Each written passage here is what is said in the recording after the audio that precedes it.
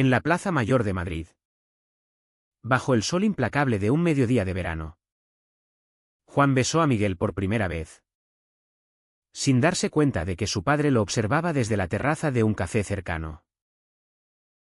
El beso. Cargado de años de represión y deseo oculto. Duró solo unos segundos. Pero fue suficiente para desatar un torbellino que cambiaría sus vidas para siempre. Cuando Juan llegó a casa esa tarde, encontró sus maletas en la puerta y a su familia reunida en el salón, con rostros de piedra que anunciaban el fin de su mundo conocido. Juan, un joven de 25 años que trabajaba como profesor de historia en un instituto de secundaria, había crecido en un hogar conservador en las afueras de la capital. Su padre, Antonio, un empresario de la construcción con ideas arraigadas en la tradición católica, siempre había esperado que su único hijo siguiera el camino recto, casarse con una buena chica, formar una familia y perpetuar el apellido. Su madre, María, devota y sumisa, reforzaba esa visión con silencios cómplices y oraciones nocturnas. Juan, sin embargo, llevaba años luchando en silencio contra una verdad que lo aterrorizaba, su atracción por los hombres. Miguel, un arquitecto de 32 años que había conocido en un proyecto de restauración histórica, representaba todo lo que Juan anhelaba y temía. Miguel era abierto, seguro de sí mismo. Había salido del armario años atrás y vivía su vida sin máscaras. Su relación había empezado como una amistad profesional, pero pronto se transformó en algo más profundo. Un lazo que Juan no podía ignorar. Aquella noche, después del beso en la plaza, Juan enfrentó la ira de su padre. «Eres una vergüenza para esta familia», gritó Antonio, su voz resonando en las paredes del apartamento. Juan intentó explicar, balbuceando palabras sobre amor y autenticidad. Pero sus argumentos cayeron en oídos sordos.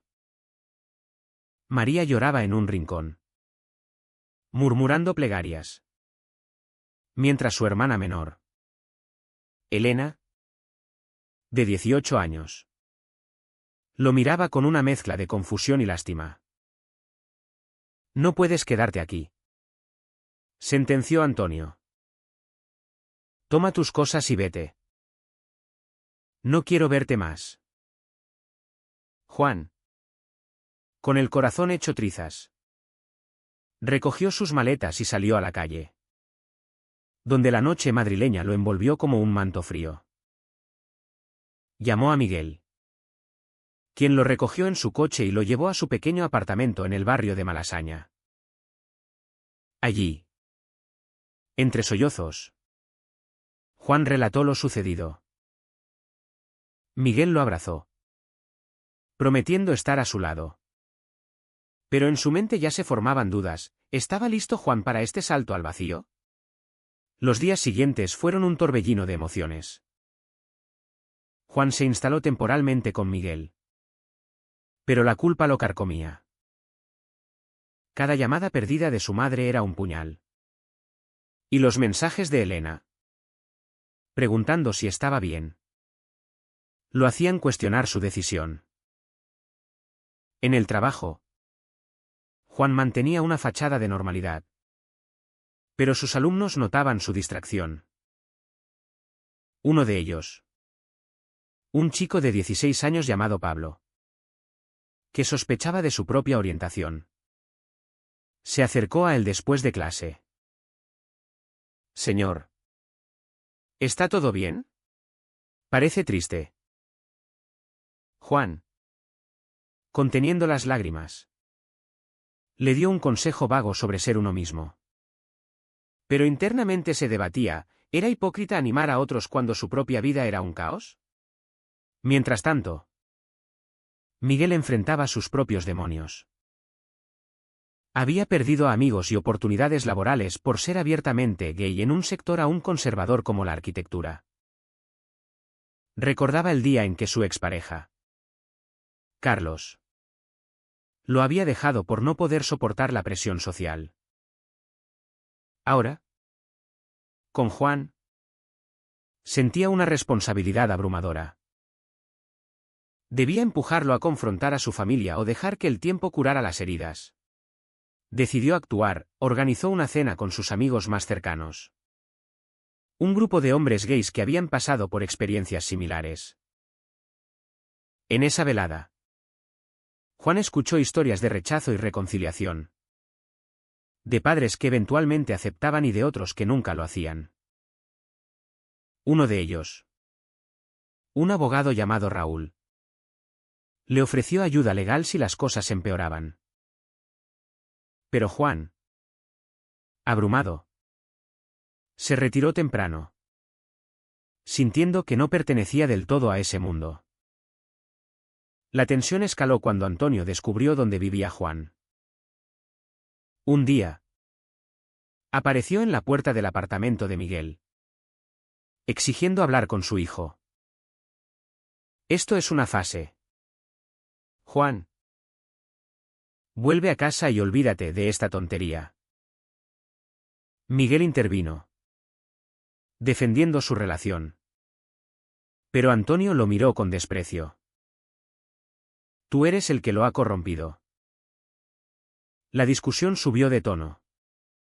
Y Juan, dividido entre lealtad familiar y amor, pidió a su padre que se fuera. Esa noche, Miguel y Juan tuvieron su primera pelea seria. No puedes seguir dudando.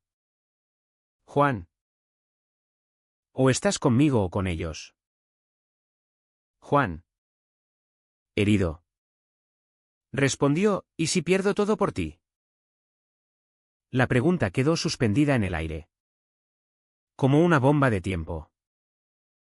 Al final de esa semana, Juan recibió una llamada de Elena. Papá está enfermo. Juan, viene del estrés. Mamá dice que es por ti. El remordimiento lo invadió. ¿Era su beso en la plaza el catalizador de todo este dolor? Decidió visitar el hospital. Solo. Sin decírselo a Miguel.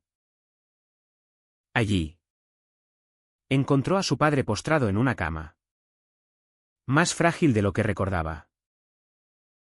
Hijo, ¿por qué nos haces esto? Murmuró Antonio.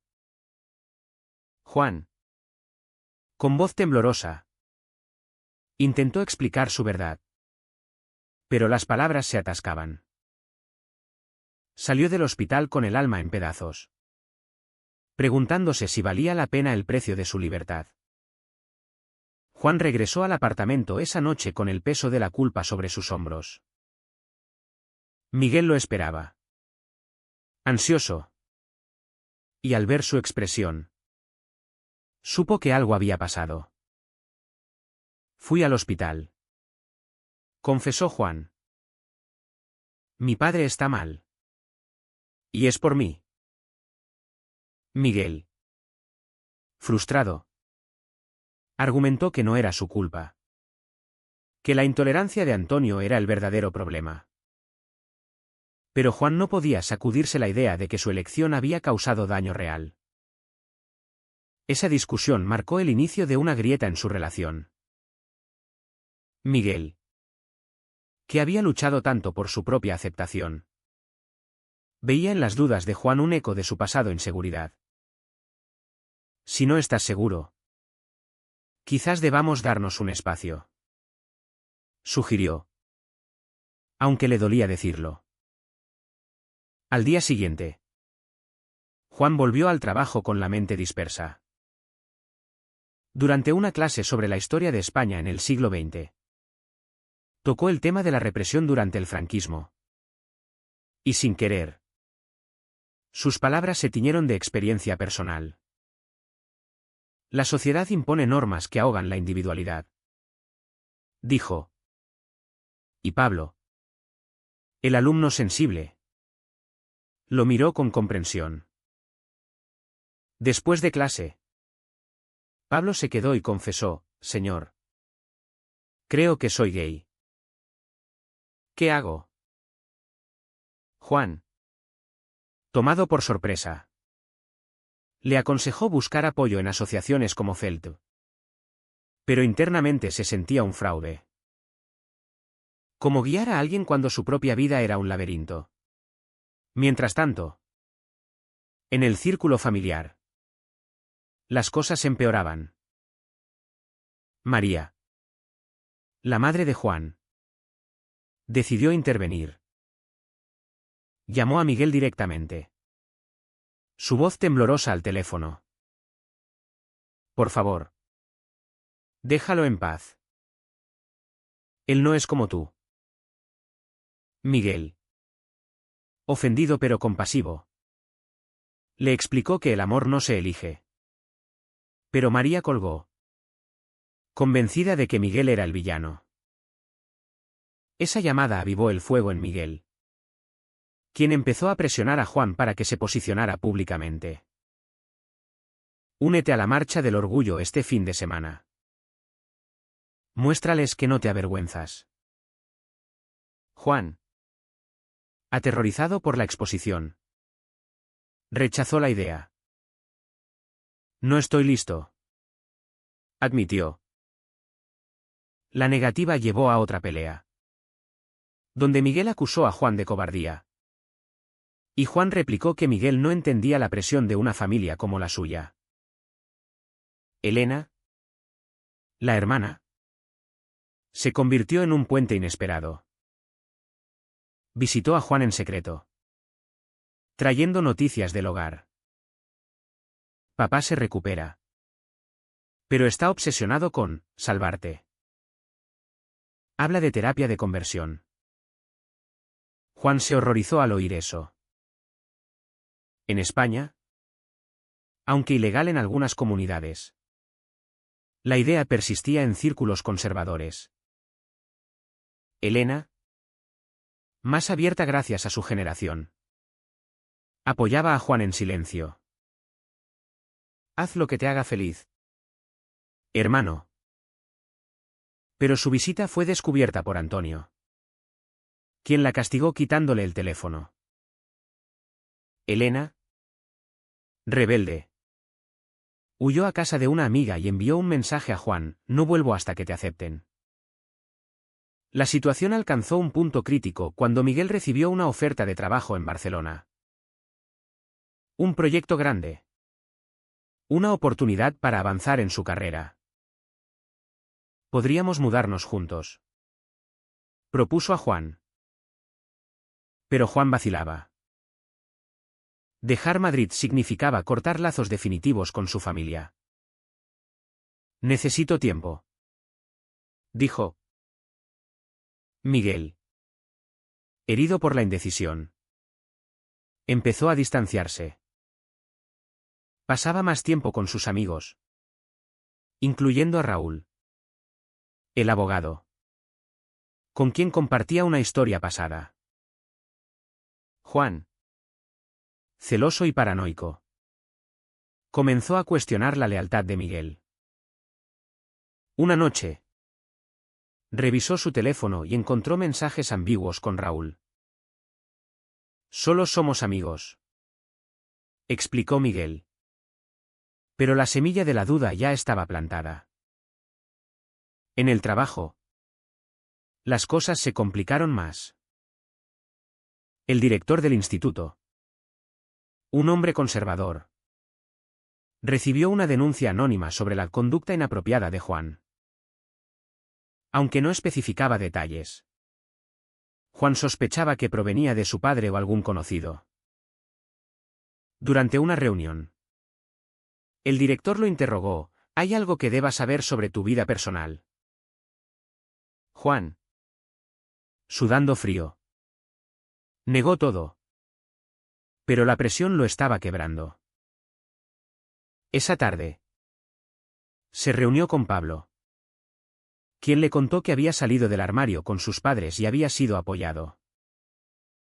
Gracias a usted, señor. Juan sonrió por fuera. Pero por dentro se preguntaba si su propio coraje llegaría alguna vez. La traición llegó de forma inesperada. Miguel, cansado de la inestabilidad, aceptó la oferta en Barcelona sin consultar a Juan. Me voy solo, anunció una noche. Juan, devastado, lo acusó de abandono. Pensé que luchábamos juntos. Miguel respondió, no puedo esperar eternamente a que te decidas. La separación fue dolorosa, con Juan regresando a un hostal barato. Solo y roto. Llamó a Elena. Quien lo consoló, tal vez sea mejor así. Ahora enfócate en ti. Pero el vacío era abrumador. ¿Había perdido a todos por no elegir a tiempo? Solo en el hostal. Juan pasó noches en vela, reviviendo cada decisión. El beso en la plaza, que había sido un acto de liberación, ahora parecía el detonante de una cadena de pérdidas. Decidió confrontar a su familia de una vez por todas. Pidió una reunión en casa. Y sorprendentemente, Antonio accedió. Al llegar, encontró a sus padres y a Elena esperándolo. Quiero que me escuchen, dijo Juan con voz firme. Explicó su orientación. Los años de lucha interna. El amor por Miguel que había terminado en dolor. María lloró. Pero Antonio interrumpió, esto es contra natura. Puedes cambiar. Juan, con el corazón acelerado, replicó, no quiero cambiar. Soy quien soy.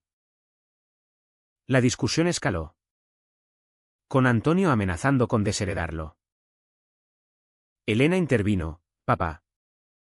Si lo pierdes, me pierdes a mí también. Ese ultimátum sorprendió a todos.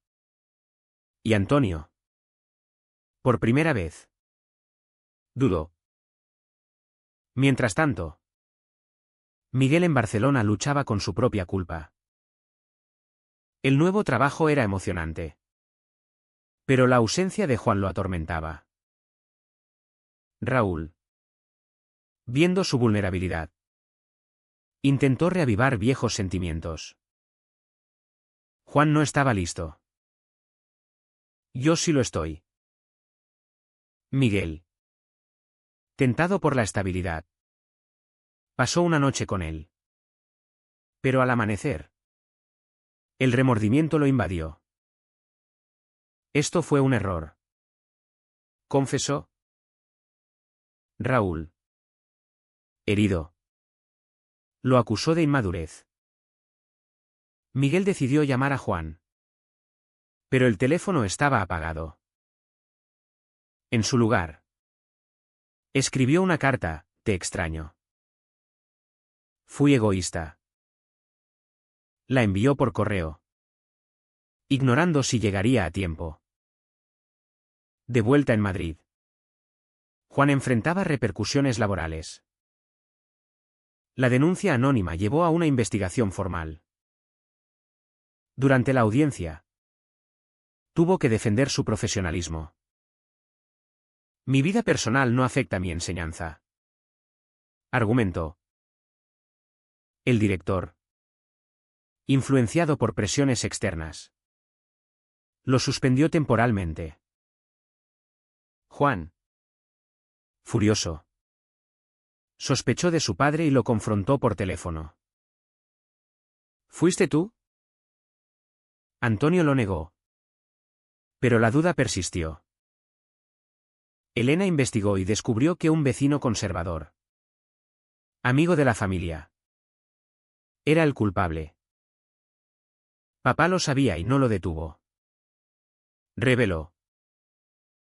Esa traición familiar profundizó la herida de Juan. Buscando apoyo, Juan se unió a un grupo de terapia para hombres gays en crisis. Allí conoció a otros como él, un médico que había perdido la custodia de sus hijos. Un artista rechazado por su comunidad. Compartir historias lo ayudó a procesar el dolor.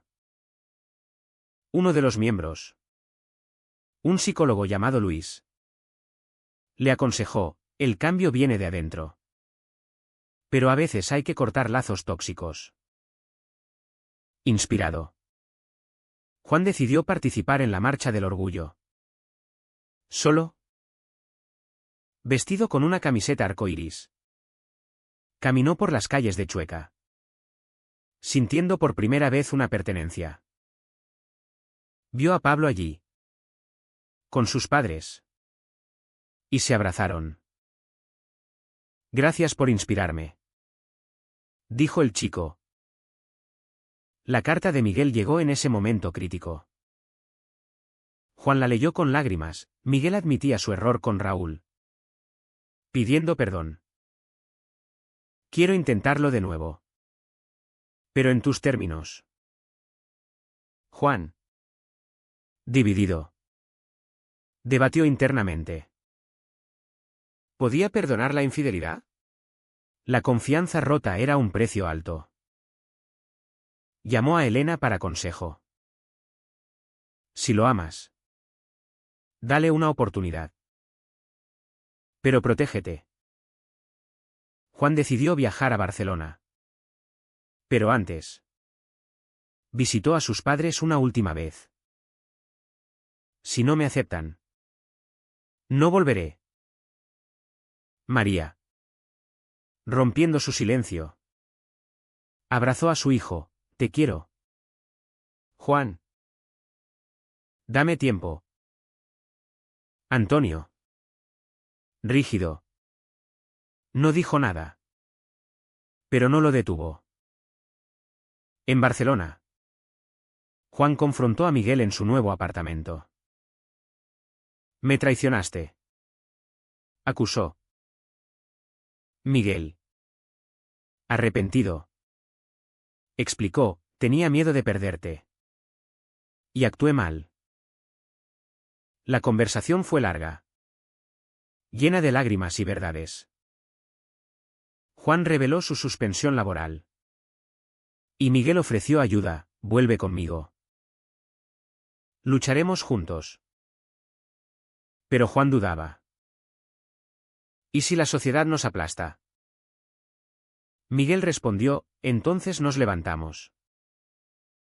Esa noche, durmieron separados, reflexionando sobre el costo de sus elecciones. Al día siguiente, una llamada de Elena cambió todo. Papá quiere hablar. Dice que lo siente. Juan, incrédulo, regresó a Madrid. En la reunión familiar, Antonio, con voz quebrada, admitió: vi a mi padre rechazar a mi tío por lo mismo. No quiero repetir eso. Fue un paso pequeño, pero significativo. Juan, emocionado, compartió la noticia con Miguel por teléfono. Tal vez haya esperanza. Miguel, aliviado, propuso: vuelvo a Madrid. Por nosotros. La reconciliación familiar fue frágil, como un puente reconstruido sobre un abismo. Antonio y María asistieron a sesiones de terapia familiar, guiados por un consejero neutral. Juan participaba, exponiendo sus heridas, mientras sus padres luchaban contra décadas de prejuicios. No es fácil, admitió Antonio un día. Pero eres mi hijo. Elena, el catalizador, se convirtió en la defensora feroz de Juan, educando a sus padres sobre la diversidad. En el proceso, Juan recuperó su trabajo, la investigación concluyó a su favor. Y el director se disculpó por la precipitación. Miguel regresó a Madrid, renunciando al proyecto en Barcelona. El precio de la distancia era demasiado alto. Explicó. Su relación con Juan se reconstruyó lentamente. Con honestidad brutal. Discutieron la infidelidad. Estableciendo límites. No más secretos. Prometió Miguel. Juan, fortalecido por su viaje personal, aceptó. Pero con una condición: avanzamos juntos. Sin presiones. Asistieron a eventos de la comunidad LGBT, donde Miguel presentó a Juan como su pareja. La exposición fue aterradora al principio, pero liberadora. En una fiesta, Raúl apareció. Y Miguel lo enfrentó: esto es el pasado. Juan, celoso pero confiado, lo dejó ir. Sin embargo, la sociedad no era un cuento de hadas. Juan enfrentó miradas de desaprobación en el trabajo. Y Miguel perdió un cliente conservador. Un día, en una cena familiar, un tío lejano hizo un comentario homofóbico. Antonio, sorprendentemente, lo corrigió: respeta a mi hijo. Ese momento marcó un giro. Pero Juan sabía que la aceptación total tomaría tiempo. Internamente, aún lidiaba con el trauma, pesadillas sobre el exilio. Dudas sobre sus decisiones. ¿Valió la pena el dolor?, se preguntaba. Pablo, el alumno, se convirtió en un recordatorio positivo. Graduándose, le escribió una carta: usted me dio coraje. Ahora ayudo a otros. Juan, inspirado, empezó a voluntariar en asociaciones, guiando a jóvenes en crisis. Miguel lo apoyaba. Pero sus propios conflictos resurgían: la presión de envejecer en una comunidad que valoraba la juventud lo hacía inseguro. A veces me siento invisible, confesó. Juan, empático, lo tranquilizó: eres mi todo. La culminación llegó en una crisis inesperada. Antonio sufrió un infarto menor. Y en el hospital, pidió ver a Miguel. Cuida de mi hijo, dijo, extendiendo la mano. Miguel, conmovido, aceptó. Ese gesto selló una tregua familiar. María organizó una comida, donde por primera vez Miguel fue bienvenido. Elena bromeó: bienvenido a la familia disfuncional. Juan, observando, sintió una paz tentativa. Pero no todo era resolución. Juan y Miguel enfrentaron una decisión moral: adoptar o no. Miguel lo deseaba, pero Juan temía repetir ciclos de rechazo. Discutieron largamente, pesando pros y contras. El mundo aún es hostil, argumentó Juan. Miguel replicó: por eso debemos cambiarlo. Al final, pospusieron la idea, enfocándose en su relación. Años después, reflexionando, Juan se dio cuenta de que cada elección había tenido un precio: la pérdida temporal de su familia, la traición de Miguel, el aislamiento social. Pero también ganancias: autenticidad, amor profundo, una voz para otros. En una charla TED local sobre identidad, compartió su historia, inspirando a muchos. Miguel, a su lado, lo miró con orgullo. ¿Fue correcto que Juan priorizara su verdad personal sobre la unidad familiar? ¿O debería haber sacrificado su felicidad para evitar el dolor colectivo?